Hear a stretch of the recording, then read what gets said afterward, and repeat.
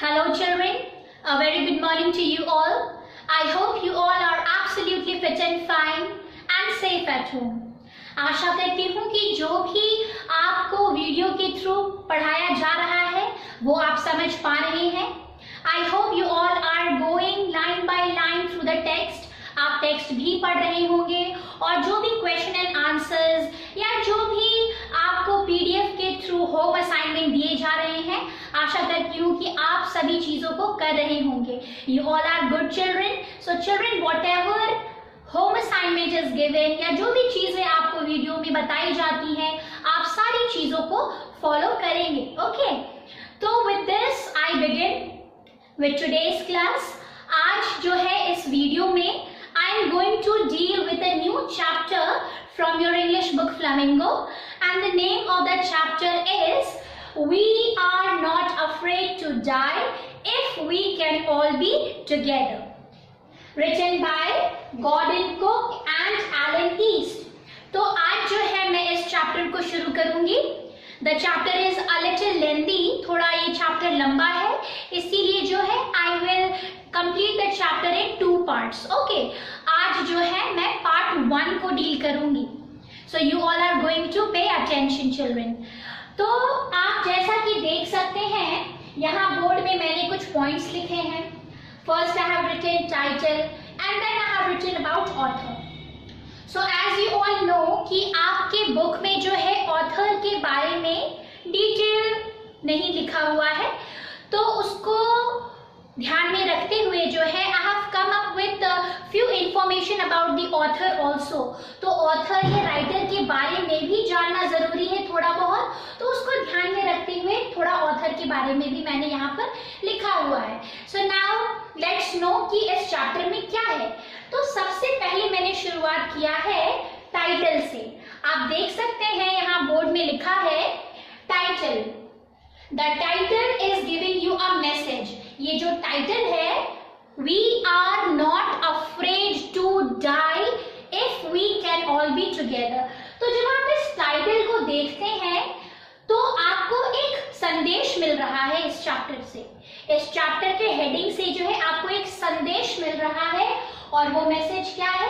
That never give up, fight any situation, stay positive और optimistic, courageous and brave. तो आप देख सकते हैं मैंने यहाँ टाइटल के बाद में मैसेज के रूप में इन सारी चीजों को लिखा है. So this title we are not afraid to die, this is somewhere giving you a lesson. ये आपको एक सीख दे रहा है और एक संदेश भी दे रहा है कि हमें कभी हार नहीं माननी चाहिए. We should never give up. चाहे सिचुएशन कैसा भी हो, सिचुएशन कैसा भी हो, हमें जो है उस सिचुएशन से फाइट करना है. हमें घबराना नहीं है, हमें दिमाग से काम लेना है, और जो भी मुश्किल सिचुएशन हमारे जीवन में आ जाए उसको जो है हमें बहुत ही पॉजिटिव होकर, that is optimistic. So staying positive या स्टे पॉजिटिव या ऑप्टिमिस्टिक दोनों सेम शब्द है. ओके, तो ऑप्टिमिस्टिक रहना चाहिए या हमें पॉजिटिव रहना चाहिए उस सिचुएशन में, और ठंडे दिमाग से काम होकर के जो है डिसीजन लेना चाहिए. और हमें इस चैप्टर के हेडिंग से ये भी संदेश मिलता है that we should be courageous. हमें जो है अपने अंदर एक करेज की भावना को उत्पन्न करनी चाहिए, and we should be brave. हमें जो है साहसी बनना है. So the chapter heading is giving you a message, never give up, fight any situation, stay positive, stay optimistic, become courageous and become brave. तो इस संदेश को ध्यान में रखते हुए जो है हम इस चैप्टर को डील करेंगे, because the chapter is all about the message that I have written. I hope कि टाइटल का मैसेज जो है आपको क्लियर है. Now coming to the author. आप देख सकते हैं यहाँ मैंने लिखा है ऑथर या राइटर्स के बारे में. आप देख सकते हैं यहाँ लिखा है Gordon Cook and Alan East. आप देख रहे हैं कि 2 राइटर्स का नाम यहाँ मेंशन है. तो ये जो कहानी है इसको 2 राइटर्स ने मिलकर लिखा है. ओके, जिसमें से कि फर्स्ट है Gordon Cook and the second is Alan East. अब हम जानेंगे कि ये गॉर्डन कुक और एलन ईस्ट कौन थे। तो आप देख सकते हैं यहाँ मैंने लिखा है that the writers are two. First Gordon Cook. Gordon Cook के बारे में मैंने क्या लिखा है, he was a Canadian Olympic sailor, sailed for Royal Canadian yacht club. तो ये जो गॉर्डन कुक है ये कैनेडियन ओलंपिक सेलर थे। सेलर का मतलब आपको पता है नाविक, जो कि अपनी बोट में या अपने शिप में जो है दूर की यात्रा करता है। ओके, तो वो एक नाविक थे और वे जो है सेल करते थे किसके लिए, रॉयल कैनेडियन याच क्लब। तो एक क्लब था कनाडा में जिसका नाम था रॉयल याच क्लब, तो उसी क्लब के ये मेंबर भी थे और वे जो है एक नाविक के रूप में इस ओलंपिक में भाग लेते भी थे। Okay, so he was an Olympic sailor. Now I have written here story mainly based on his voyage and experience. तो ये जो कहानी है we are not afraid to die, ये कहानी मेनली आधारित है गॉर्डन कुक के ऊपर। इनके जीवन से ही ये जुड़ा हुआ है कहानी। And the story is mainly based on his voyage. आप देख सकते हैं यहाँ लिखा है मैंने VOYAGE। वोयेज का मतलब क्या होता है, वोयेज का मतलब होता है समुद्री यात्रा। जब आप समुद्र में जो है अपनी बोट में या शिप में, बड़े से बोट में या शिप में जब आप या जब कोई यात्रा करता है तो उसे हम कहते हैं voyage. So voyage is mainly a sea journey. Okay, समुद्री यात्रा which is on a big boat or ship। तो वोयेज के बारे में है और उनके एक्सपीरियंस के बारे में है। तो समुद्र के बीच उनकी यात्रा कैसी थी, उनका एक्सपीरियंस कैसा रहा, that we will discuss later on। Okay, now here you can see I have written about the second writer and here I have written Alan East। So who was Alan East? Alan East was the manager and legal trainer। तो Elon East कौन थे, Alan East जो है वे एक manager थे और एक legal trainer थे। कहाँ के, he was the manager and legal trainer of this royal Canadian yacht club. तो इसी के ये मैनेजर और लीगल ट्रेनर भी थे। तो जो राइटर है गॉर्डन कुक, उन्होंने इनके साथ में काम किया होगा या उन्होंने इनके अंडर ट्रेनिंग लिया होगा। So the chapter is written by both. The story is mainly of Gordon Cook, लेकिन एलन ईस्ट ने भी जो है इस कहानी को लिखने में उनका साथ दिया। उनका जो है उन्होंने इस कहानी को कंप्लीट करने में अपना भी योगदान दिया या कंट्रीब्यूशन दिया। So this is about the two writers। Okay, आप देख सकते हैं यहाँ मैंने लिखा है both had interest in writing stories too। तो ये जो गॉर्डन कुक और एलन ईस्ट है, दोनों को जो है अपने काम के अलावा जो है राइटिंग का भी शौक था, इनको लिखने का भी शौक था और ये दोनों मिलकर कहानियां भी लिखा करते थे। So this is all about the title and about the author's introduction। I hope this is clear to you all। Now I move to the next। Okay, आप देख सकते हैं ये जितने भी पॉइंट्स हैं आप उसको नोट डाउन कर सकते हैं अपने कॉपी में for your understanding, for the better understanding. So you all can note this down in your copy and now I move to the next. Okay, I start with the first paragraph. In July 1976 my wife Mary, son Jonathan 6, daughter Suzanne 7 and I set sail from Plymouth, England to duplicate the round the world voyage made 200 years earlier by Captain James Cook. For the longest time Mary and I, a 37-year-old businessman, had dreamt of sailing in the wake of the famous explorer, and for the past 16 years we had spent all our leisure time honing our seafaring skills in British waters। So now children, I read the first paragraph और first paragraph के basis पे ही जो है यहाँ पर points लिखे हुए हैं। आप इसको बहुत अच्छे से समझेंगे because it is very important. तो आप देख सकते हैं जो भी पैराग्राफ अभी मैंने रीड किया उसके बेसिस पे यहाँ मैंने लिखा है that the story is about a voyage. Voyage. Voyage का मतलब अभी मैंने आपको बताया था, it means sea journey, okay, समुद्री यात्रा, बाय अ बिग बोट और अ शिप।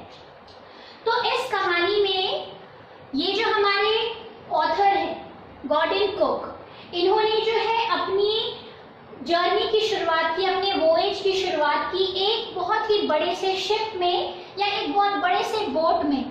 यहाँ मैंने बिग बोट और शिप दोनों का जिक्र किया है because in chapter you will find the word boat somewhere और कहीं पर ship, okay.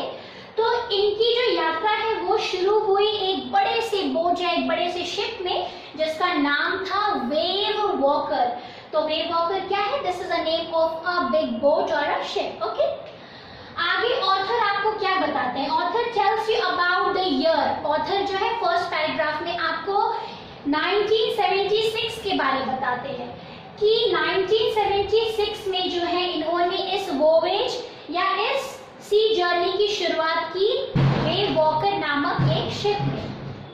In the first paragraph the author introduces himself and his family.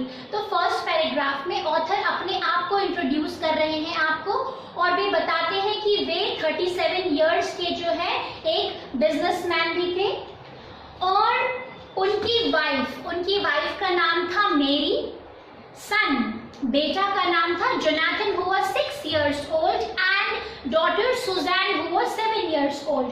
तो 1976 में द मंथ वॉज जुलाई, आप देखेंगे आपकी बुक में जुलाई लिखा है, तो जुलाई 1976 में ऑथर गॉर्डन कुक जो है उन्होंने इस यात्रा की शुरू की और इस यात्रा में जो है उनके साथ और कौन थे जो कि उन्होंने यहाँ इस चैप्टर में जिक्र किया है जिनका उन्होंने, वे थे इनकी वाइफ जिसका नाम था मेरी, सन जोनाथन जो कि 6 वर्ष का था और सुजैन जो कि 7 साल की थी। तो इन लोगों के साथ जो है अपने फैमिली के साथ उन्होंने अपनी इस जर्नी की यात्रा शुरू की and he set sail from Plymouth England.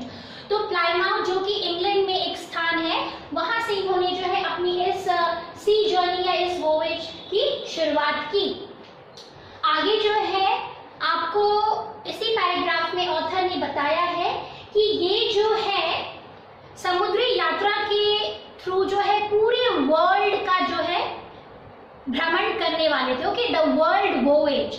तो ये वही वर्ल्ड वोएज था, ये वही सी जर्नी थी, सेम उस जर्नी को जिसने कि कैप्टन जेम्स कुक ने 200 सालों पहले किया था। कैप्टन जेम्स कुक का आपने नाम सुना होगा, he is a very famous seller और इनके बारे में जो है डिटेल मैंने एक स्लाइड के थ्रू भी प्रेजेंट किया है, तो आप कैप्टन जेम्स कुक के बारे में वहां पढ़ सकते हैं। तो इन्होंने जो है 200 वर्षों पहले कैप्टन जेम्स कुक ने जो है समुद्री यात्रा के थ्रू जो है पूरे विश्व का जो है भ्रमण किया था। तो उसी यात्रा को गॉर्डन कुक ने जो है डुप्लीकेट करने का फैसला किया अपनी फैमिली के साथ। Duplicate here means to copy, okay. So he decided to copy the same journey that once Captain James Cook did 200 years ago। तो उसी यात्रा की इन्होंने शुरुआत की जुलाई 1976 में। आगे जो है ऑथर आपको इसी पैराग्राफ में अपने प्लानिंग के बारे में बताते हैं। वो कहते हैं कि इस यात्रा की जो प्लानिंग है वो पिछले 16 वर्षों से कर रहे थे। ऑथर और उनकी वाइफ मेरी जो है वो पिछले 16 वर्ष से इस यात्रा की जो है तैयारी कर रहे थे और जो है पास्ट 16 इयर्स में जो है उन्होंने अपने लीजर टाइम क्या होता है, अपने खाली समय में जो है उन्होंने जो है अपने सी फेयरिंग स्किल्स को जो है होन किया। सी फेयरिंग स्किल, समुद्री यात्रा के दौरान जो भी स्किल या जो भी कौशल बहुत जरूरी है, जिन चीजों का ख्याल रखना जरूरी होता है सी जर्नी के दौरान, उन चीजों को जो है इन्होंने कहीं ना कहीं पॉलिश किया। तो आप देखेंगे उसी पैराग्राफ में एक एक्सप्रेशन है, honing our seafaring skills in British waters. तो ब्रिटिश वाटर्स का मतलब यहाँ पर है seas of United Kingdom. United Kingdom जो है वहां पर जो है जितने भी वाटर बॉडीज थे या जितने भी बड़े बड़े समुद्र थे वहां पर जो है ये अपनी वाइफ के साथ में जो है जाकर प्रैक्टिस करते थे अपने सी ट्राई करते थे। ओके, तो अपने कौशलों को जो है उन्होंने शार्प किया, उन्होंने उसको पॉलिश किया और 16 वर्ष से जिस वोएज की वो प्लानिंग कर रहे थे फाइनली वो कंप्लीट हुआ और फाइनली जुलाई 1976 में उन्होंने जो है अपनी इस यात्रा की, इस सी वोएज की जो है शुरुआत की। वही जर्नी जिसको कि 200 वर्षों पहले कैप्टन जेम्स कुक ने किया था, उसी यात्रा को जो है इन्होंने डुप्लीकेट करने का फैसला किया और फाइनली ये यात्रा पे 1976 में निकल गए। तो ये जो है आपको फर्स्ट पैराग्राफ में बताया गया है। I hope this is clear to you. तो फर्स्ट पैराग्राफ में जो है आप देखिए कि कैरेक्टर्स के नाम आए हैं। जोनाथन जो कि उनका बेटा है 6 वर्ष का, सुजैन जो कि 7 वर्ष की है, उनकी बेटी, और उनकी वाइफ का नाम मेरी। और यहाँ पर नरेटर जो है वो 37 इयर्स के बिजनेसमैन है और वेव वॉकर जो है that is the name of a ship. Okay, now we move to the next paragraph. So children, now the next paragraph.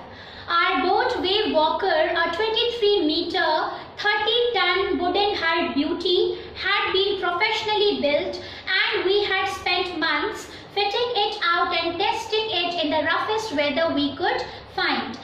The first leg of our planned 3 years, 105,000 kilometers journey passed pleasantly as we sailed down the west coast of Africa to Cape Town.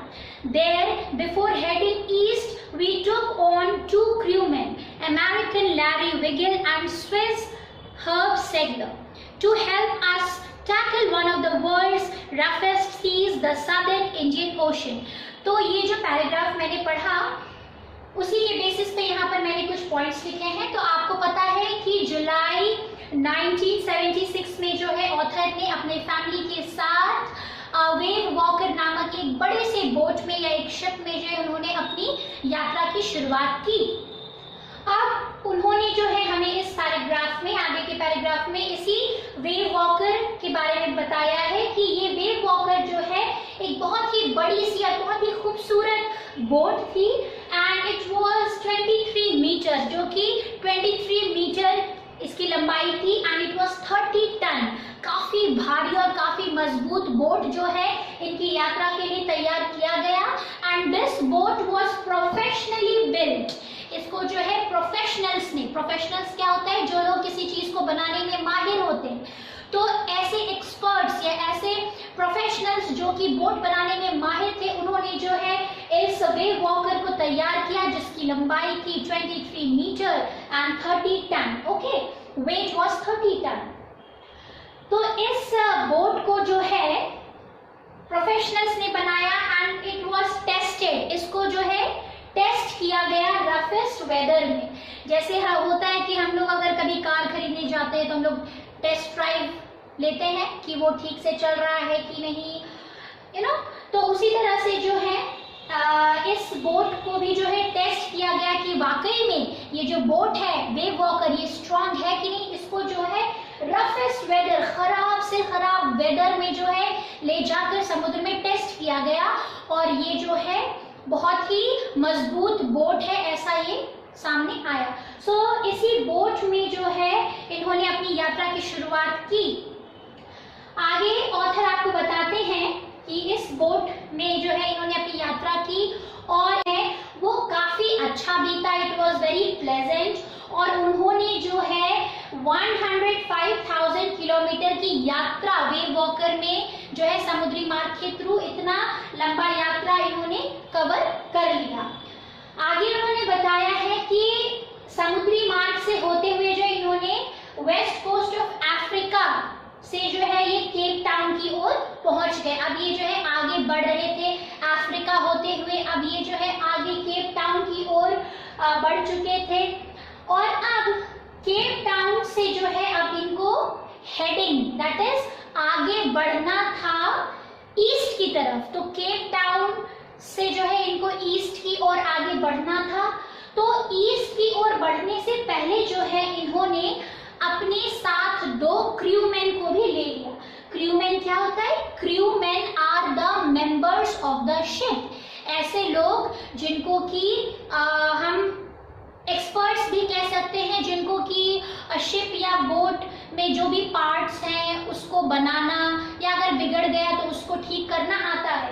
तो members of the ship, crewman, उन्होंने 2 ले लिया, और ये crewman थे American Larry. तो एक crewman का नाम था लैरी विगिल जो कि अमेरिका का था, and the other was herb Sedler who was from Switzerland, so he was a Swiss. तो इन दोनों को जो है उन्होंने अपने साथ लिया केप टाउन से जब वे ईस्ट की ओर बढ़ने वाले थे। तो अब हम देखते हैं कि क्यों उन्होंने इन दोनों क्रूमैन को अपने साथ में लिया, क्यों क्रू मेंबर्स को भी अपनी इस सी जर्नी का या वोएज का पार्ट बनाया। Why? Because they were moving towards southern Indian Ocean, one of the roughest sea. तो उन्होंने जो है इन दोनों क्रूमैन को अपने साथ में लिया क्योंकि ये लोग जो है अब आगे बढ़ रहे थे एक बहुत ही बड़े और विशाल महासागर की ओर, दैट इज ओशन की ओर, और उस ओशन का नाम था Indian ocean.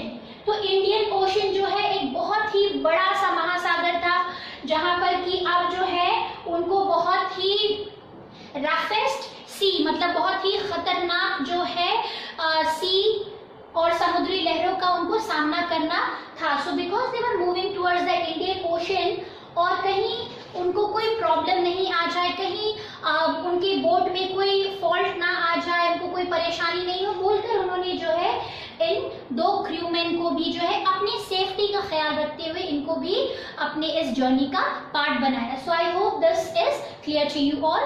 Now I move to the next paragraph. Okay children, the next paragraph, first I'll do the reading and then the explanation. So the paragraphs are like this. On our second day out of Cape Town, we began to encounter strong gales. For the next few weeks, they blew continuously. Gales did not worry me, but the size of the waves were alarming, up to 15 meters as high as our main mast. December 25 found us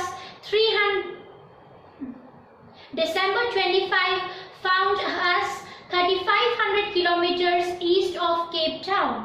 Despite atrocious weather, we had a wonderful holiday complete with a Christmas tree. New Year's Day saw no improvement in the weather, but we reasoned that it had to change soon, and it did change from the worse. At dawn on January 2, the waves were gigantic. We were sailing with only a small strong jib and were still making 8 knots. As the ship rose to the top of each wave, we could see endless enormous sea rolling towards us, and the screaming of the wind and spray was painful to the ears. To slow the boat,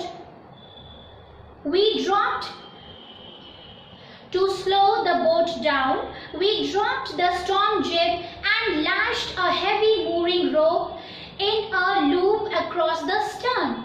Then we double lashed everything, went through our life raft drill, attached lifelines, doomed oilskins and life jackets, and waited. Now on the basis of these paragraph, the explanation. So you all can see here I have written the points. तो अब जो है author अपने family के साथ और 2 क्रूमैन्स के साथ अब वे जो है ईस्ट ऑफ केप टाउन की ओर आगे बढ़ रहे थे, और आगे बढ़ते हुए जो है उनको इंडियन ओशन का जो है सामना करना था। बहुत बड़ा महासागर, एक विशाल महासागर जहाँ पे कि उनको जो है बहुत ही खतरनाक समुद्री वेव्स का सामना करना था। आप देख सकते हैं यहाँ मैंने लिखा है कैपिटल ऑफ अफ्रीका। तो केप टाउन क्या है? It is the capital of Africa. तो अब ये लोग जो है आगे मूव कर रहे थे, और ईस्ट ऑफ केप टाउन में जो इनका फर्स्ट डे है क्रूमैन के साथ जो है वो बहुत ही अच्छा बीता। So the first day in Cape Town, that is east of Cape Town, was very well. और केप टाउन में ही ईस्ट ऑफ केप टाउन में जो उनका सेकेंड डे है, जो दूसरा दिन है, वहां जो है वो अब कैसा था?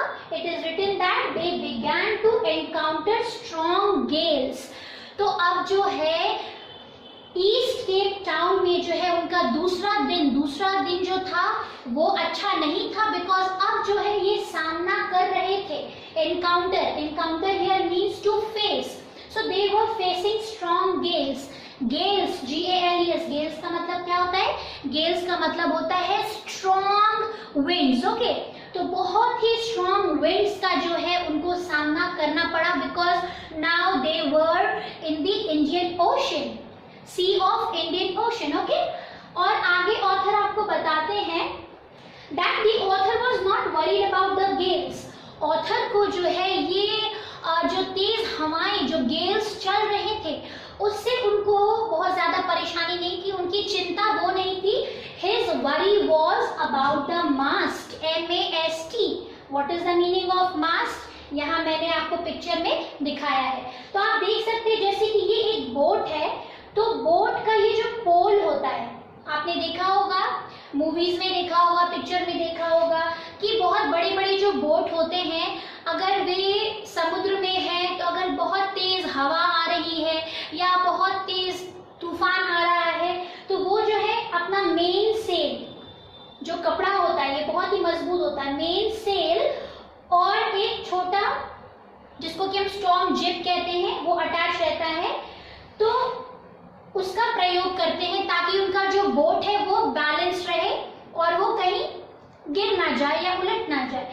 तो ये जो मेन सेल और ये जो छोटा वाला जो मेन सेल के इधर जो होता है, इसको हम कहते हैं स्टॉर्म जिप, ये अटैच होता है इस मास्ट में। So this mast is kind of pole kind of thing. Okay, तो उनको चिंता ये थी कि कहीं उनका ये जो मेन मास्ट है वो इन तेज हवाओं की वजह से इस तरह ये जो वर्टिकल है वो कहीं तेज हवाओं से ऐसा हॉरिजॉन्टल ना हो जाए, मुड़ ना जाए, तो उनको ये चिंता सता रही थी। Okay, so his main worry was not the strong winds but his worry was about the main mast, कि कहीं उन तेज हवाओं की वजह से ये मेन मास्ट टूट ना जाए। Okay, so his main worry was this. आगे आपको ऑथर बताते हैं नेक्स्ट पैराग्राफ में कि अब ये लोग जो है आगे की ओर बढ़ते जा रहे हैं और अब आ गया दिसंबर 25 दिसंबर आ गया और अब जो है इन्होंने ईस्ट ऑफ केप टाउन का 3500 किलोमीटर आगे कवर कर लिया था ऑफ ईस्ट केप टाउन, और वेदर जो है बहुत ही एट्रोशियस था। What is the meaning of atrocious? Atrocious का मतलब होता है बहुत ही बुरा। So the weather was very bad. Despite of the bad weather, और we can say despite of the atrocious weather, जो है उन्होंने क्रिसमस सेलिब्रेट किया। उसी बोट पे वे वॉकर में जो है इन्होंने एक क्रिसमस ट्री बनाया, क्रिसमस सेलिब्रेट किया, अपने हॉलीडे को एंजॉय किया उसी खराब वेदर में। और इन्होंने जो है आशा की, सभी ने जो है आशा की कि आगे न्यू ईयर जब आएगा कुछ दिनों के बाद में, तो न्यू ईयर के आते आते वेदर में जो है थोड़े इम्प्रूवमेंट हो जाएंगे। तो ऑथर आपको आगे बताते हैं कि वेदर में न्यू ईयर के आते आते वेदर में बदलाव तो आया, the weather changed but it changed from bad to worse. तो बुरा जो वेदर था वो बुरा वेदर जो है अब और भी बुरा हो गया, और भी ज्यादा खराब हो गया, and it change to worse. तो ऑथर ने आपको ये बताया है। और आगे आपको ऑथर बताते हैं कि अब जो है जनवरी 2 आ गया। आप देख सकते हैं यहाँ मैंने लिखा है जनवरी 2। अब जनवरी 2 आ गया और जनवरी 2 के आते जो है now they started facing the gigantic waves. Gigantic का मतलब होता है बहुत बड़ा, तो बहुत विशाल जो है वेव्स जो है समुद्र में उठ रहे थे और अब जो है उनको उसका सामना करना था। तो आप देख सकते हैं फर्स्टली दे एनकाउंटर्ड गेल्स, तेज हवाएं, समुद्री हवाएं, और अब जो है उनको तेज समुद्री लहरों का सामना करना था। Okay, which was coming in a great speed, बड़े बड़े वेव्स का जो है उनको सामना करना था। तो ऑथर जो है बिकॉज ही सॉ, उनको नजर आ रहा था कि बहुत बहुत ही दूर से बड़े बड़े वेव्स जो है वो इनके बोट की ओर आ रहे हैं, तो इनको थोड़ा डर लगने लगा. Okay, and he was a little worried because the waves were very big, the she was enormous. और आप देखेंगे आपकी बुक में लिखा हुआ है कि द विंड्स वर स्क्रीमिंग. हवा जो इतनी तेज चल रही थी वो ऐसा लग रहा था मानो हवाएं चीख रही हैं. And because of the winds, because of the strong winds, जो समुद्र का जो पानी है वो भी छींटे उसके जो है इनकी ओर आ रहे थे. And it was very painful, इनको काफी तकलीफ हो रही थी. बट स्टिल इन्होंने जो है अभी भी गिव अप नहीं किया. ही वॉज काम, ही काम डाउन हिज माइंड. और उन्होंने क्या किया, उन्होंने जो है इस मेन सेल को गिरा दिया. मेन सेल को इन्होंने गिरा दिया और स्टॉर्म जिब के सहारे, इस छोटे वाले सेल के सहारे जो है अब ये आगे मूव कर रहे थे. यहाँ इन्होंने इस मेन सेल को क्यों गिरा दिया, क्योंकि हवाएं काफी तेज थी.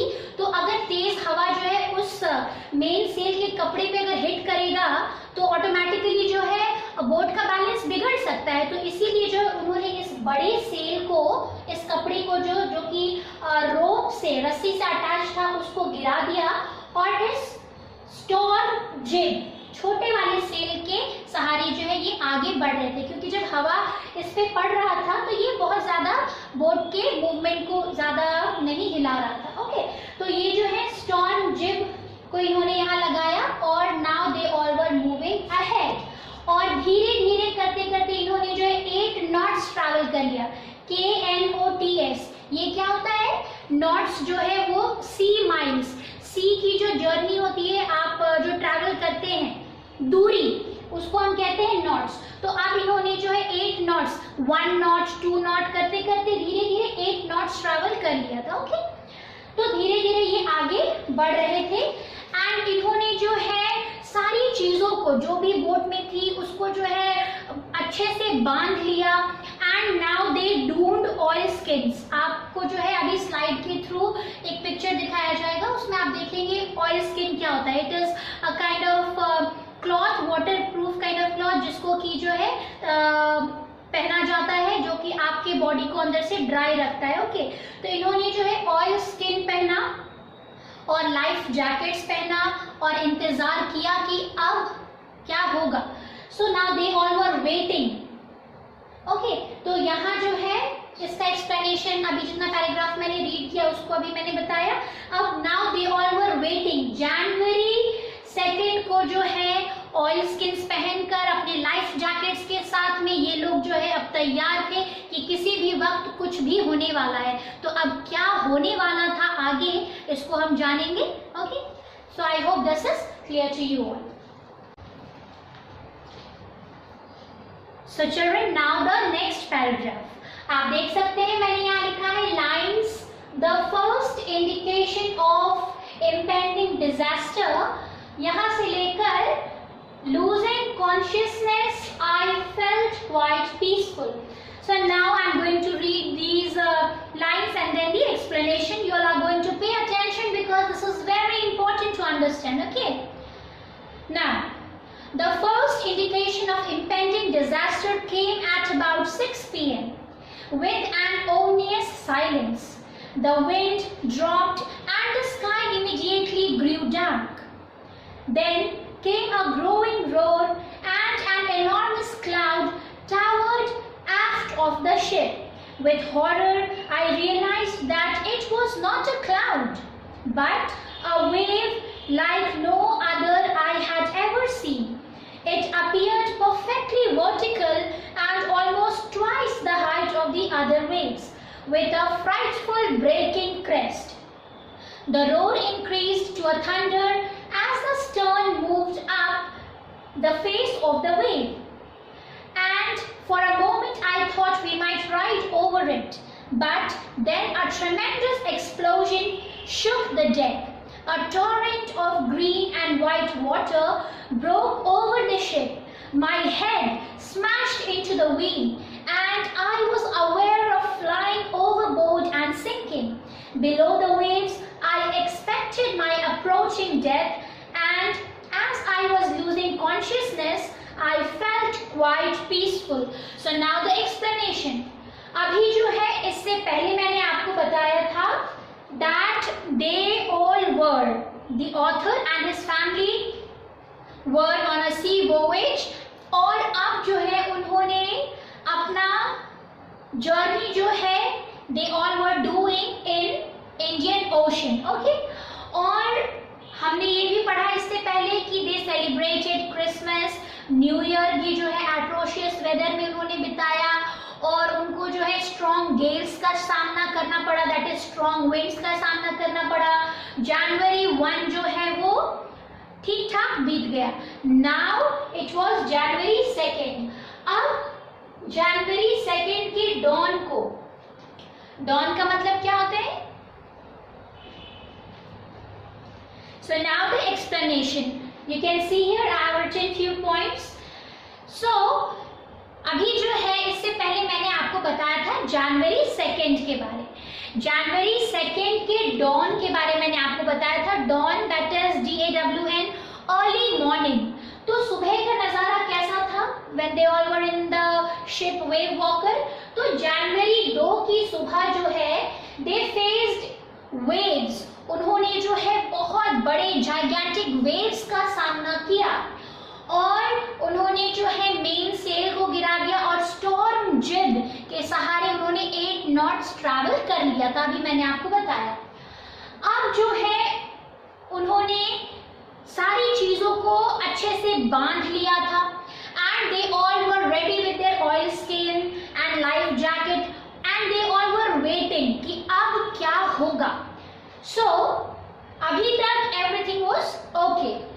Now disaster हुआ 2 जनवरी के शाम के 6 बजे। They all were waiting कि अब क्या होगा। सुबह से वे इंतजार कर रहे हैं कि अब आगे क्या होगा। इस तरह से इंतजार करते करते जो है अब शाम हो गई, और शाम के 6 बज चुके थे, और शाम के 6 बजे ही जो है एक डिजास्टर हुआ। ओके, एक तबाही आ गई। क्या हुआ आगे आपको ऑथर ने बताया है कि शाम के 6 बजे देयर वाज एन ओमनियस साइलेंस। ये वर्ड जो है, ये एक्सप्रेशन जो है आपके बुक में आएगा। ओमनियस साइलेंस का मतलब होता है एक अशुभ संकेत। ओके, एक अजीब सी शांति। तो एक अजीब सी शांति छा गई शाम के 6 बजे। विंड ड्रॉप्ड कहने का मतलब है अचानक जो तेज हवाएं चल रही थी उसकी गति रुक गई। And what happened, the sky grew dark, और जो आकाश है वो बिल्कुल ग्रे हो गया। और ऑथर ने जो है ही हर्ड अ रोर, और ऑथर को जो है एक रोर सुनाई दिया। रोर क्या होता है? रोर इज दहाड़ने की आवाज हम कह सकते हैं। तो दहाड़ने की आवाज जैसी जो है एक बहुत लाउड उनको आवाज सुनाई दी, हम कह सकते हैं गर्जना एक सुनाई दी। एंड ऑथर को लगा कि शायद ये बादल की आवाज है जो कि उनके शिप के ऊपर जो है सुनाई दे रही है। तो उनको पहले तो लगा that it was the sound of the cloud, but बहुत जल्दी उनको रियलाइज हुआ that this was not the sound of the thunder. ये जो है बादल गरजने की आवाज नहीं थी, ये साउंड थी ऑफ द वेव्स। ये जो है समुद्री लहरों की आवाज थी जो कि दौड़ते हुए काफी दूर से आ रहे थे इनकी बोट की ओर। और ऑथर ने ये भी देखा कि the waves were vertical. Vertical क्या होता है? वर्टिकल आपको पता है, it is this kind of Sidhi, this kind of, okay, horizontal is this. तो ऑथर ने देखा कि दूर से जो है बहुत ऊंची ऊंची लहरें समुद्र में उठ रही है, और वो लहरें जो है इनके बोट की तरफ आ रहा है। और अचानक ये देखते देखते ही जो है एक ट्रेमेंडस एक्सप्लोजन हुआ, एक धमाकेदार एक्सप्लोजन हुआ, एक विस्फोट हुआ। ऑथर ने ऐसा लिखा है। और इस ट्रेमेंडस एक्सप्लोजन की वजह से क्या हुआ? It shook the deck. Deck क्या होता है आप देख सकते हैं, यहाँ मैंने फोटो बना रखा है। जैसे ये आपका बोट है, तो ये एरिया डेक जहां लोग खड़े होते हैं बोट में, दैट इज द डेक और द क्रेस्ट। तो इस ट्रेमेंडस एक्सप्लोजन की वजह से जो है, जो कि था पानी का एक्सप्लोजन, मतलब कि जो वेव्स है वो आकर इनकी बोट पर गिरा, बहुत जोर से और एक एक्सप्लोजन हुआ, एक विस्फोट सा हुआ और इसी वजह से जो है ऑथर पानी के झटके की वजह से, वेव्स के बहुत ही ज्यादा फोर्स की वजह से जो है ऑथर जो है वो कहीं ना कहीं एक ओर से दूसरी ओर जो है मूव कर जाते हैं, जोर से उनको धक्का लग जाता है इस वेव की वजह से। एंड इसी दौरान जो है उनका सर, उनका हेड जो है वो जा करके स्मैश हो जाता है, मतलब टकरा जाता है उस बोट के व्हील से। और क्या होता है, ऑथर को इतनी जोर से टक्कर होती है उनके सर की व्हील से कि ऑथर को लगता है कि अब उनकी मृत्यु हो जाएगी। And he started losing his consciousness, वे अपने होश खो रहे थे क्योंकि उनके सर में चोट लग गई थी और उनको लगा कि अब उनकी मृत्यु हो जाएगी। तो आप देख सकते हैं कि यहाँ पर मैंने 2 पिक्चर्स बनाया है। ओके, सबसे पहले हम आते हैं पहले पिक्चर की ओर। आप देख सकते हैं यहाँ पर मैंने एक बोट बनाया है। तो बहुत ही तेज समुद्री वेव्स उठ रहे थे and the waves were vertical. आप देख सकते हैं कि मैंने वेव्स को इस तरह से बनाया है ऊपर की ओर। तो यही जो है वेव्स, वर्टिकल वेव जो है वो अचानक जाकर इनके डेक पे गिरता है और ये जो बोट है वो डगमगा जाता है। और हो सकता है ऑथर यहाँ खड़े होंगे, तो ऑथर के ऊपर जब ये पानी आया तो उनका सर जो है जाकर व्हील से टकरा जाता है। व्हील क्या होता है, व्हील हर बोट में होता है, वो एक डायरेक्शन देने के लिए होता है बोट को। ओके, तो उनका सर यहाँ टकरा गया और फिर क्या हुआ, उनका जो बोट है वो कहीं ना कहीं थोड़ा टेढ़ा हो जाता है and it was just moving on the waves. तो ऑथर जो है वो अपने बोट से जो है वो कहीं ना कहीं बाहर की ओर गिर जाते हैं।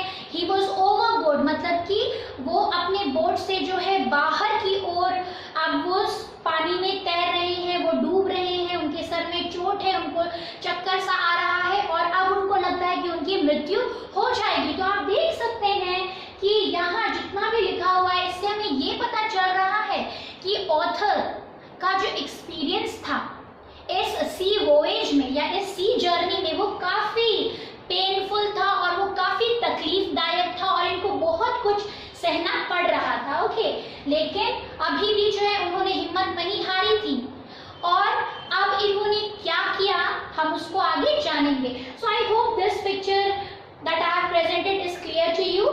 This I have tried to show boat, these are the waves और यहाँ आप देख सकते हैं मैंने जो है गार्ड रेल्स को दिखाया है। गार्ड रेल्स क्या होता है, आपने देखा होगा बहुत बड़े बड़े शिप में या बोट में जो है सेफ्टी के लिए साइड में इस तरह से एक रेलिंग सा लगा होता है कि कहीं कोई गिर ना जाए, तो ये भी उस बोट में लगा हुआ था। Okay, so keeping this picture in mind हम लोग जो है अब आगे की ओर बढ़ेंगे। So I hope this is clear to you.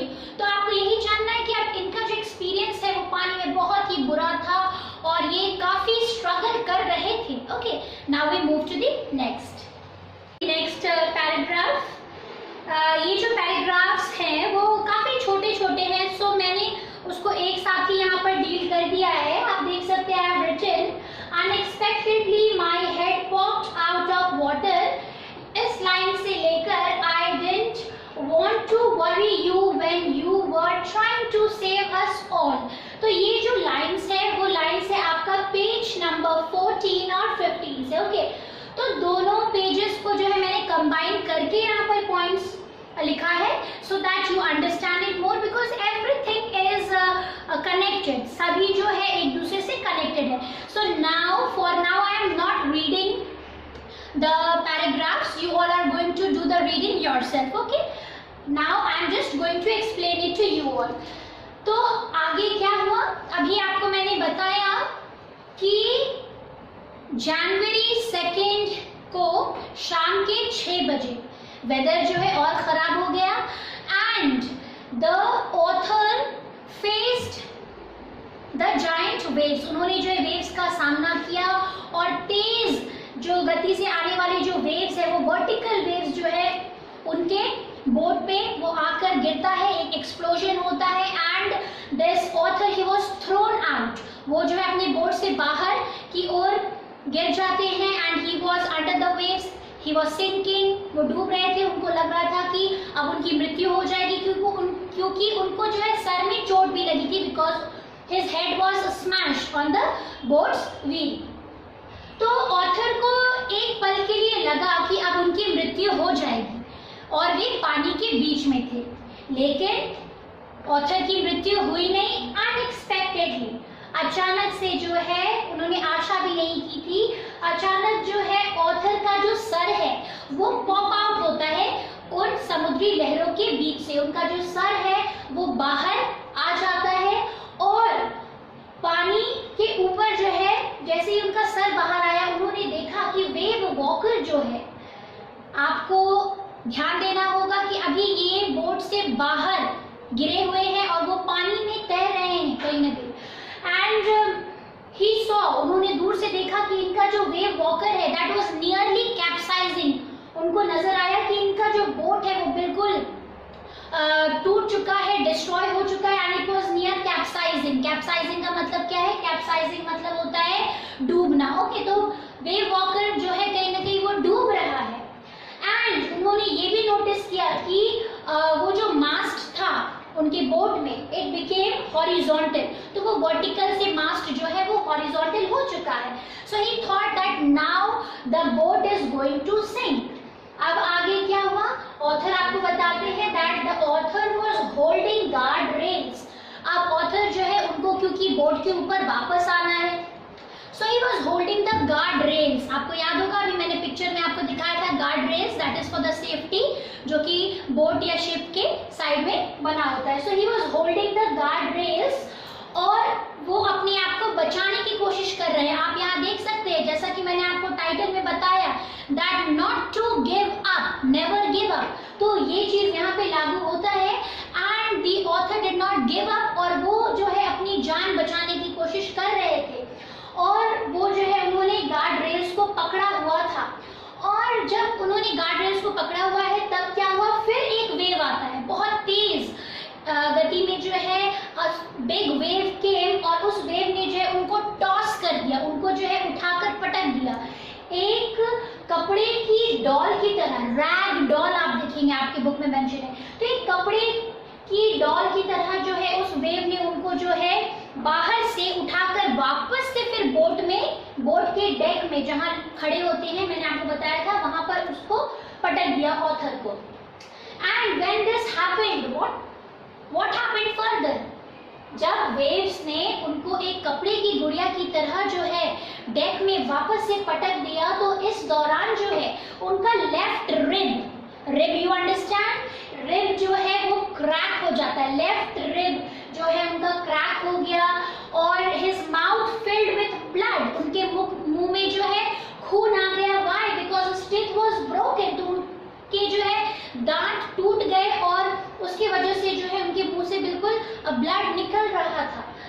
So you see that कितना स्ट्रगल वो कर रहे थे, लेकिन अभी भी उन्होंने गिव अप नहीं किया है। वो इतनी तकलीफ में है, वो इतने डिजास्ट्रस सिचुएशन को जो है वो टैकल कर रहे हैं, but still he is not giving up. और जो है किसी तरह से वो जब बोट के ऊपर, डेक के ऊपर वापस आ गए, तो उन्होंने जो है सबसे पहले ही फाउंड द व्हील, वो जाते हैं, उन्होंने वेव वॉकर के व्हील को पकड़ा और बोट को जो है कहीं ना कहीं एक डायरेक्शन देने की कोशिश की।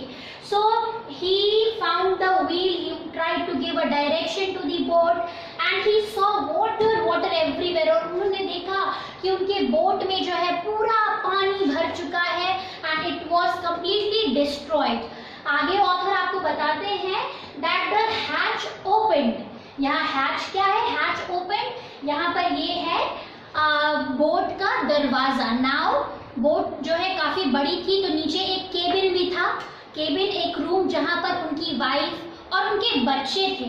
तो जहां जिस केबिन में उनकी जो है वाइफ और उनके बच्चे थे, वहां का जो हैच है, वहां का दरवाजा है, वो जो पानी के फोर्स की वजह से वो बिल्कुल उखड़ गया, टूट गया, और वहां से जो है मेरी निकल कर आई।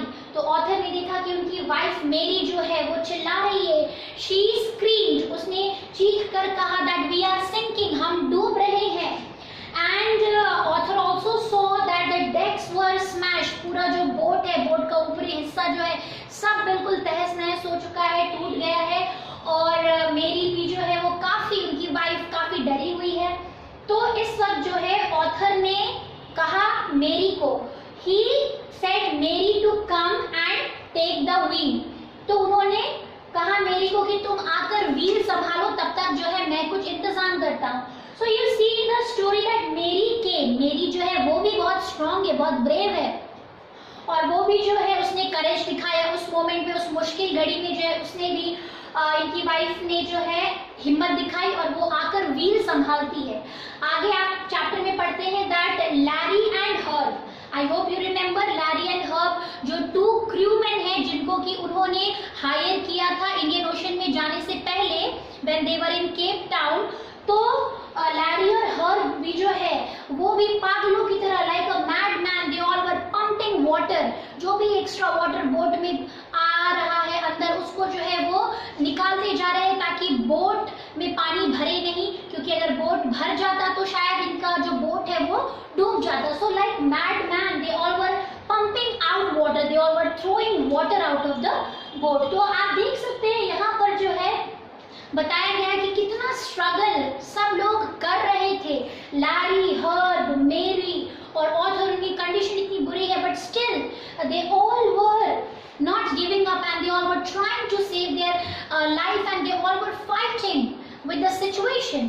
अब आगे क्या हुआ उसको जो है हम जानेंगे। Okay, so children now I move to the next paragraph, और अभी जो है ये पार्ट 1 का लास्ट पार्ट है जो मैं आपको एक्सप्लेन कर रही हूँ, and in the next video I am going to complete this. Okay, तो आप देख सकते हैं यहाँ मैंने ये लाइन्स ऑलरेडी मेंशन किया हुआ है, सेम लाइन्स है। तो यहाँ आप देखेंगे कि आगे क्या होता है। Author went to children's cabin.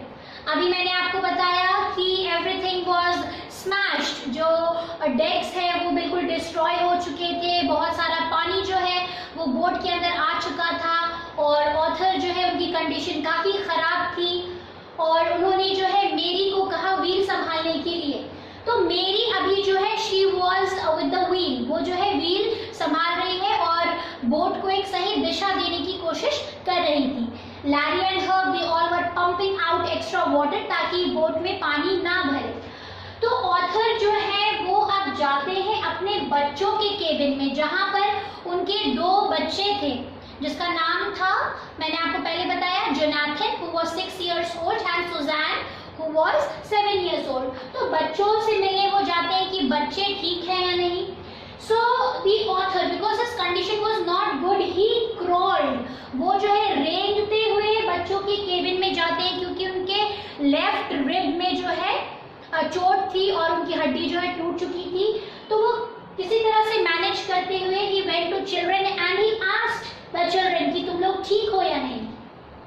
And इसी दौरान जो है उन्होंने देखा कि स्यू यहाँ कहा गया है सुजैन के लिए, ओके, जो कि उनकी बेटी है। तो बुक में आप देखेंगे सू लिखा हुआ है, जो लिखा हुआ है, तो वो उनके बच्चों के नाम है। जोनाथन के लिए JO, ओके, एंड सुजैन के लिए SUE लिखा है। तो वो देखते हैं कि सुजैन की जो आंख है उसके आंख के ऊपर जो है स्वेलिंग हो चुकी है and there was a big bump. Okay, तो कभी कभी चोट होने पर या चोट लगने पर जो है कभी कभी हमारे स्किन के ऊपर में एक स्वेलिंग हो जाती है, सूझा हुआ वो नजर आता है। तो बिल्कुल उसी तरह सुजैन के आंख के ऊपर जो है एक बड़ा सा बम्प या एक स्वेलिंग जो है वो नजर आ रही थी। तो author did not have time to ask कि क्या हुआ है, because he had to save the life of children, his family and the member of the ship, the crewman. तो उन्होंने जो है देखा बच्चों को that they all were okay and they said कि हाँ हम ठीक है। तो ऑथर अब क्या करते हैं, ही वेंट टू केबिन। अब वो केबिन के अंदर चले जाते हैं और वहां से जो है उन्होंने हैमर, स्क्रू और कैनवस को अरेंज किया। ओके, तो उन्होंने हथौड़ा, काटी और कैनवस क्या होता है, it is a waterproof cloth, बहुत ही मजबूत होता है जिससे कि आप टेंट वगैरह को बनाने में प्रयोग करते हैं। तो उन्होंने जो है हैमर, स्क्रू और कैनवस लिया उस केबिन से, and he again came on the deck of the boat. वो वापस से बोट के ऊपर आते हैं और जहां जहां बोट स्मैश हो चुका था, टूट चुका था, जहां छेद हो चुका था, उन्होंने क्या किया, उन्होंने उस कैनवस को जो है स्प्रेड कर दिया। उस बोट के ऊपर जहां छेद था वहां उन्होंने जो है कैनवस को स्प्रेड कर दिया। हैमर एंड स्क्रू की वजह से जो है वो एरियाज जो कि टूटे हुए थे उसको कवर किया। और जब उन्होंने ऐसा किया तो क्या हुआ, कुछ पानी, अब जितना पानी बोट के अंदर आ रहा था अब वो डिफ्लेक्ट हो जा रहा था। डिफ्लेक्ट कहने का मतलब क्या है कि वो उस कैनवस के कपड़े पे लगकर बाउंस होकर वो बाहर निकल जा रहा था। ओके, बाहर निकलना, तो पहले के मुकाबले जो है अब कम पानी बोट में इकट्ठा हो रहा था। तो उन्होंने ये अरेंजमेंट किया। आप अभी भी देख सकते हैं that he has not given up and he is trying to save everyone and he is showing his courage। वो हिम्मत दिखा रहे हैं और अभी भी वो जो है सभी को बचाने का प्रयास कर रहे हैं। और उन्होंने आपको बताया है चैप्टर में that the water level rose।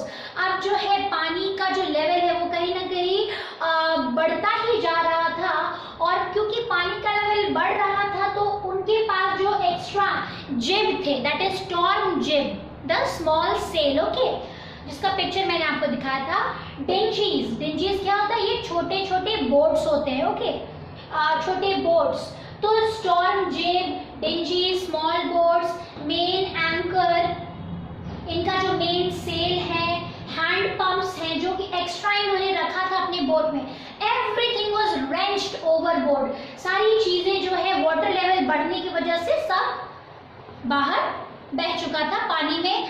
And the extra food, जो भी उन्होंने फूड कैरी किया था, बच्चों के जो खिलौने थे, एवरीथिंग स्लॉश्ड इन वाटर, पानी में वो सब तैर रहा था।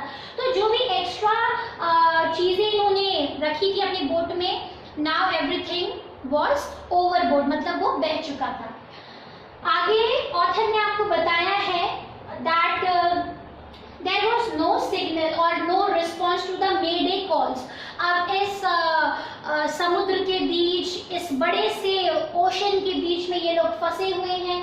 ये ट्राई कर रहे हैं कि किसी से उनका संपर्क हो जाए जिनको कि ये मैसेज दे सके कि हम मुसीबत में हैं। They all were trying to make mayday calls, वो सिग्नल देने की कोशिश कर रहे हैं, लेकिन उनका सिग्नल जो है वो काम नहीं कर रहा है and they couldn't contact anyone. तो इसी तरह जो है अब रात हो चुका है, शाम 6 बजे से अब रात हो चुका है और अंधेरा हो चुका है and it was bitter cold, बहुत ज़्यादा ठंड है क्योंकि जनवरी का महीना है तो बहुत ज़्यादा ठंड थी। And they all were not able to make any contact with the people. तो हम देखते हैं कि इनका जो जर्नी है वो अभी भी काफ़ी बहुत ही ज़्यादा फुल ऑफ सफरिंग या फुल ऑफ स्ट्रगल था, बहुत ज़्यादा ये लोग स्ट्रगल कर रहे थे। और हम देखते हैं कि इस चैप्टर में जो आपको बताया गया है कि सुजैन जो उनकी बेटी है उसके सर में जो चोट लगी हुई है वो अपने फादर के सामने आती है और उनके फादर ने, सुजैन के फादर ने, दैट इज ऑथर ने देखा कि सुजैन के आईज के ऊपर तो स्वेलिंग है ही और साथ में सुजैन के आर्म, उसके आर्म में जो है एक डीप कट भी है, उसको चोट भी लगा हुआ है जो कि घाव काफी गहरा है उसके आर्म में या उसके बाजू में। तो ऑथर उसको कहते हैं कि Suzanne why didn't you tell me, तुमने मुझे क्यों नहीं बताया इस डीप कट के बारे में। तो सुजैन कहती है that father I did not want to worry you, मैं आपको और परेशान नहीं करना चाह रही थी उस समय जब कि आप ट्राई कर रहे थे हम सभी के लाइफ को बचाने में। तो सुजैन जो कि केवल 7 वर्ष की है उसने इतनी बड़ी बात कह दी। तो आप देख सकते हैं कि सुजैन जो है वो उनकी बेटी जो कि 7 वर्ष की है वो भी बहुत कहीं ना कहीं she is also very much brave, वो बहुत ही ब्रेव है, बहुत ही बहादुर है और वो काफी समझदार भी है साथ में। और उसने अपने पिताजी को कहा, ऑथर को, that I did not want to worry you, मैं आपको परेशान नहीं करना चाह रही थी उस वक्त जब आप हम सभी को बचाने के लिए तत्पर थे। So this is the explanation of page 14 and 15. I hope this is clear to you all. So now this was the part 1. ये part 1 था. पार्ट 2 जो है in next video I am going to deal. Okay.